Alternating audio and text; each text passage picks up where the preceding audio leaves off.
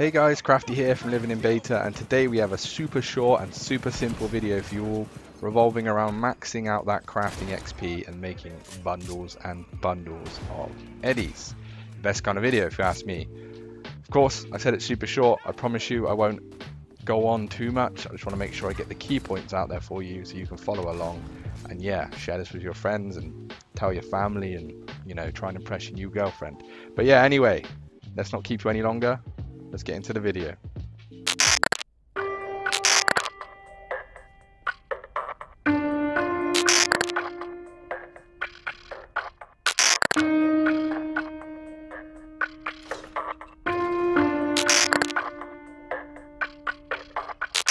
Okay, so it's important to mention out of the box that this is taking snippets from other guides that you may have already seen on the channel, but kind of catering it in an easier format to understand, because I'm getting a lot of questions on the channel, as we all are with the new patch dropping.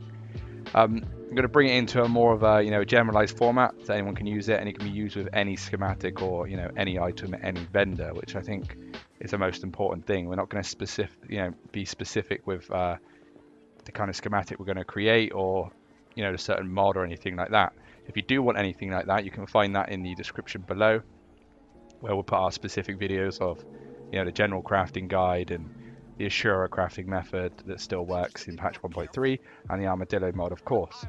In the interest of time as well, we'll be glossing over things a little bit, like crafting perks and schematics slightly. We will be looking into them, but they won't be going to in-depth too much, only talking about the ones that really matter.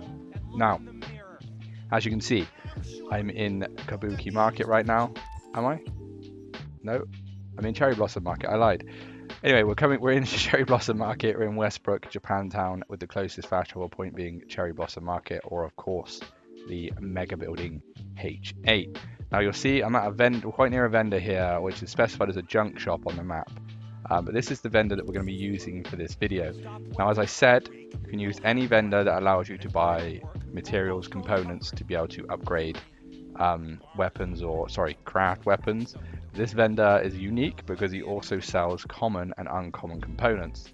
Now, he's not always going to be there depending on where you are on the storyline. You're going to need to have completed the Quest with Judy, the Space Between, and Disaster Piece, where you're looking for a scuffed brain dance to try and find Evelyn. I won't go into too much detail on that, but once you've done that, you'll be unlocking this guy as a junk shop, because he is part of the mission to buy that brain dance. Now, as I said, we're only using him because he can buy you can buy different components from this guy.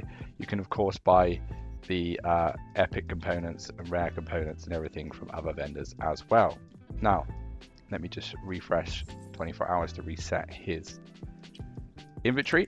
Okay, first let's just go through where my character's at. So we're at level 33, so the scaling of the weapons that we're crafting, both in price and damage, etc., are going to match my level. And then we've got a technical ability of 18, so we're able to craft legendary items, of course. And we're also going to try and make use of the Ex Nihilo perk, allowing us to craft an item for free, which gives us even more bang for our buck. Apart from that, we are looking at maybe making sure we can make use of crafting like rare items, epic items, legendary items, and reducing that component cost of crafting items by 30%. But if you don't do that, bear in mind this is still very much doable.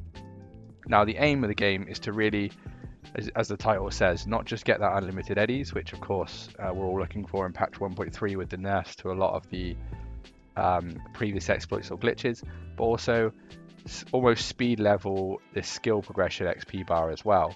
I kind of reflect this guide as more of like the ingots on Skyrim when you were trying to build up your crafting tree on Skyrim, that kind of thing. That's what we're trying to achieve here. Not only does it increase the XP, but also you'll gain some of these perks along the way, which will give you reduced crafting cost, components, perk points, etc., which is fantastic. One thing to bear in mind at this point though, this crafting skill progression level here can only go up to a maximum of what your technical ability is. Bear in mind, mine will only go up to 18. Yours can go up to 20 maximum if you would like to. Benefit of getting 20, I hear you ask. Not only is it just cool to do that, unlocks the last perk in the skill tree, which is this one, increasing those sell prices. So if you really want to milk this guide, this is a great way to do it. And next, I did say that you really doesn't really matter what kind of crafting schematic you use. All that's important here is the item that you're going to craft sells for an amount that's more than the components it costs to make, because we're essentially going to be crafting enough items to then sell them, buy the components and recraft it again.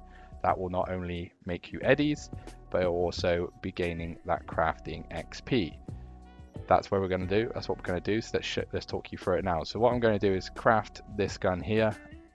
Obviously it's 1563 sale price. The components itself are going to cost around 590. They've been a reduced cost in patch 1.3 for the components, which is excellent. I'm going to craft until you've run out of components. You're then going to take this weapon over to... Okay, sorry about that. I had the cheeky phone call with our boy Kerry. Anyway, so you're going to come to this guy and you're going to want to sell the items. Now you'll notice this vendor really doesn't have much eddies. So the routine is as follows. You're going to buy the components you need to make that item. Now I recommend buying him out of components to craft items. So I'm going to buy all 103 of these legendary components, buy all 139 of these epic. Same for rare and same for common and uncommon. Of course, we will refresh his inventory by using the 24-hour skip time, which is standard. Now you're probably wondering, what if I don't have enough money to do that? Things like that. That's fine. Just work within your, your eddies limit.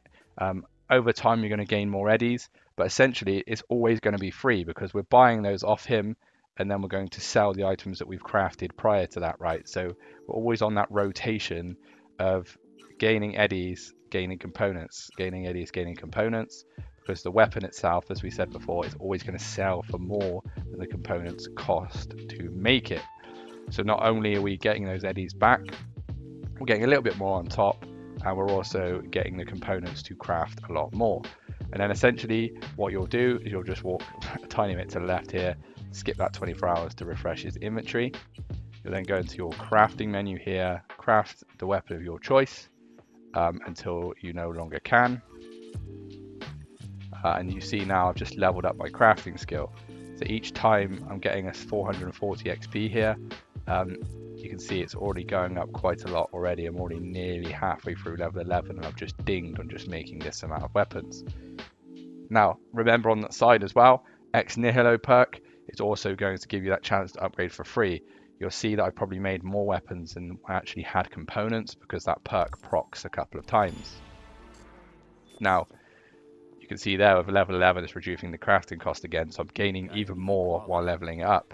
Then again, just to repeat for you, he's now refreshed his inventory, so you'll then go and buy everything again.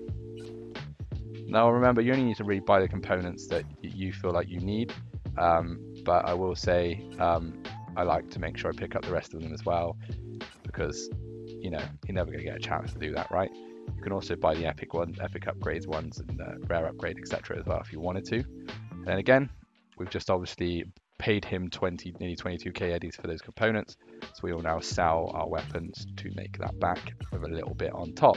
So it's very simple. All you're going to need is a bit of time, to be honest, to do this, but it works. It takes you up your crafting XP up very fast. You're gaining eddies on the side anyway. It can be done with any schematic that suits you as long as the component cost is cheaper than the price of the weapon. Obviously the bigger disparity, the better it will be in terms of the increase in eddies. I'm not going to tell you this is going to be super quick, but you are getting that double benefit. You are getting some eddies and you are getting that crafting XP, which in turn is going to give you more perks and things like that as well, right? So there's no real downside. And as your level goes up, so for example on my level 50 character, legendary items or even purple items are selling for nearly just over 2k eddies, because this scales, the damage scales with your level. So it's important to note that as well. But yeah, that's essentially the video. Pretty easy to do, pretty simple to follow. Okay, so there it is, a cheeky little crafting guide for you all to maximize crafting XP and gain a pocket full of eddies along the way. Let us know in the comments below how you found the guide. Are there any schematics that aren't the usual that you recommend to do this with? And what's your general opinion overall on the crafting system in Cyberpunk 2077? We always love to have a chat, so let's do it down below. As always, we want to thank you for watching. Support is growing and your kind comments really do make us strive to do better. Sorry for the lack of uploads on a weekly basis. IRL takes over, but the future is bright on the channel, so be prepared and hang around for the journey. We're going to be moving away from things like Cyberpunk and moving into other games as well, so Cyberpunk will stay, but there'll be additional things to look forward to as well, with Far Cry and Dying Light and things coming. The future is bright. And on that note, if you want to see what is up and coming on the channel, or just want to have a chat outside of the YouTube comments, then why not consider following us on our socials. Link is in the description as always, and it's also running across your screen right now. We'd also love it if you liked the video, if you found it handy, share it with your community, and subscribe if you want more content like this. And remember, don't be a gong.